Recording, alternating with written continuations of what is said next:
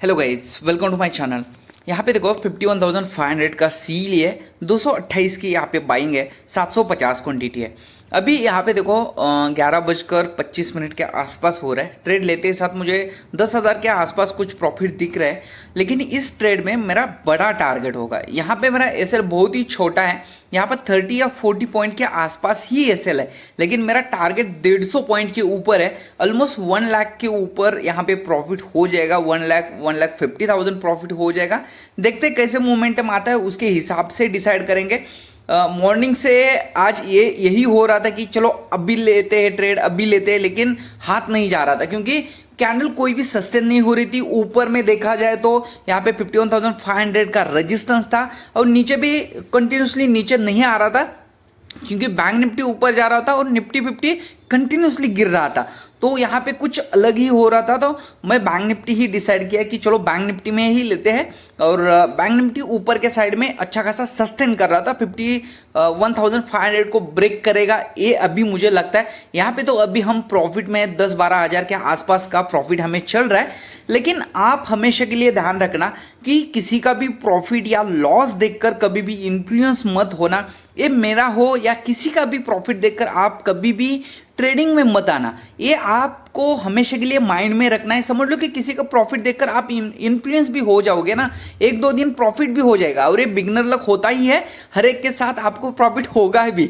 ये मेरे साथ भी हुआ था 2-3 साल पहले। ओके, और ये किसी को भी प्रॉफिट मिलता है, उसके बाद लॉसेस होने स्टार्ट होते हैं। और आपको कुछ इंपॉर्टेंट पॉइंट इस वीडियो में मुझे बताने हैं कि रिस्क मैनेजमेंट कैसे करना चाहिए, रिस्क रिवॉर्ड कैसे रखना चाहिए, और आपको जब साइडवेज मार्केट में कैसे आपने रिस्क मैनेजमेंट को हैंडल करना है, और आप स्टार्टिंग में ही ऑप्शन ट्रेडिंग करना है या नहीं करना है। तो चलो यहाँ पे देखो, अभी यहाँ पे हमें 20,000 के आसपास प्रॉफिट चल रहा है। जैसे जैसे आगे जाएंगे हम आपको एक एक पॉइंट में बताते चलूंगा। यहाँ पे देखो रिस्क मैनेजमेंट कभी भी आपको क्या करना है, समझ लो कि 1 लाख का आपका कैपिटल है, तो आपको डायरेक्टली आपके पास एक्सपीरियंस है तो ठीक है ना, आपके पास एक्सपीरियंस है तो ठीक है, नहीं तो आप कभी भी ऑप्शन ट्रेडिंग में मत आओ।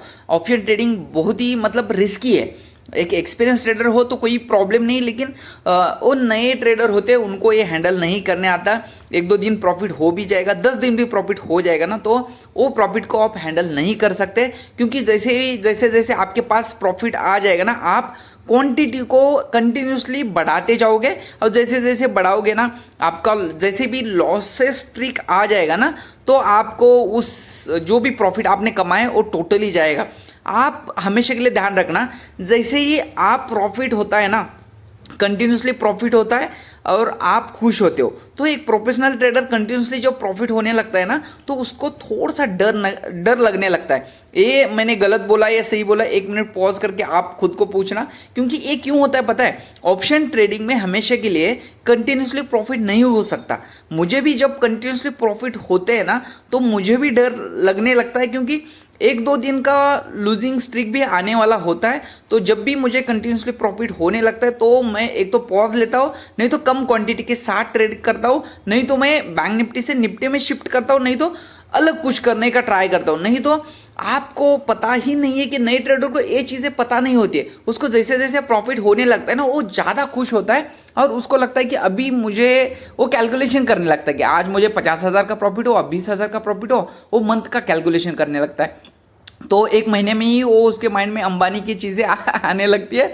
तो ऐसा नहीं होता, मार्केट में अप डाउन आते रहता है। आपको रिस्क मैनेजमेंट करना चाहिए। और कभी भी एक चीज़ ध्यान रखना, आप एक्सपीरियंस नहीं हो तो आप कभी भी ना ऑप्शन ट्रेडिंग मत करना। कभी भी एक चीज़ ध्यान रखना कि जब आप स्टार्टिंग में ट्रेडिंग कर रहे हो, तो आप ऑप्शन ट्रेडिंग छोड़ दो, मतलब स्टार्टिंग में करो ही मत ऑप्शन ट्रेडिंग। तो स्टॉक में आप स्टॉक सिलेक्शन करो। आपको एक वीडियो में मैं स्टॉक सिलेक्शन कैसे करना चाहिए ये डिटेल्स में मैं बताऊंगा। और स्टॉक से एक इतनी ब्यूटीफुल चीज़ है ना, आपको रियलिटी में बता देता हूँ कि बैंक निफ्टी और निफ्टी 50 समझ लो कि ऊपर जा रहे हैं ना, तो कोई स्टॉक्स नीचे भी जाने लगते हैं। ओके, कंटिन्यूसली बैंक निफ्टी के साथ निफ्टी 50 के साथ सभी स्टॉक्स ऊपर नहीं जाते, तो आपको वही आपको कैच करना है। कोई स्टॉक्स ऊपर जाते हैं, कोई स्टॉक्स नीचे जाते हैं, और स्टॉक सिलेक्शन बहुत ही ईजी है, बहुत ज़्यादा कॉम्प्लिकेटेड करने की कोई भी ज़रूरत है नहीं।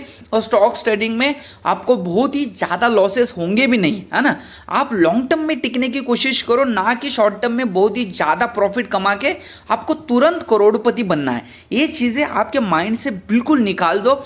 आपके माइंड में समझ लो कि लॉन्ग टर्म में ट्रेडिंग करना है और एक सक्सेसफुल ट्रेडर बनना है ना, तो आपको पहले एक चीज़ ध्यान रखना है कि मुझे एक सर्टन कैपिटल, कुछ कैपिटल आपका है तो उसको लॉन्ग टर्म में आपको मतलब सस्टेन करना है मार्केट में। और नहीं तो आपको पता है कि बहुत सारे आए और बहुत सारे गए, 1-2 लाख आपके पास कुछ भी नहीं है। और ये लोग आपको बोलते हैं ना मार्केट एक समुंदर है और इसमें से जितना भी निकाल सकते हो, ये ज्ञान की चीज़ें, ये एक्चुअली में आपको ये भी नहीं बताते कि लोग ये समुंदर तो है, लेकिन समुंदर में बहुत बड़े बड़े शार्क भी है ना, आपको खाने के लिए रेडी भी है। ये चीज़ें भी आपको पता होनी चाहिए, है ना। नहीं तो आप समुंदर में गिर जाओगे और आपको बचाने के लिए कोई भी नहीं है, क्योंकि आप समझ लो कि छोटे से मतलब इसमें आप तैरना सीखे हो और डायरेक्टली आप ऑप्शन ट्रेडिंग में आए हो, इसका मतलब समुंदर में आए हो और आपको पता ही नहीं कि वो शार्क से कैसे बचना है।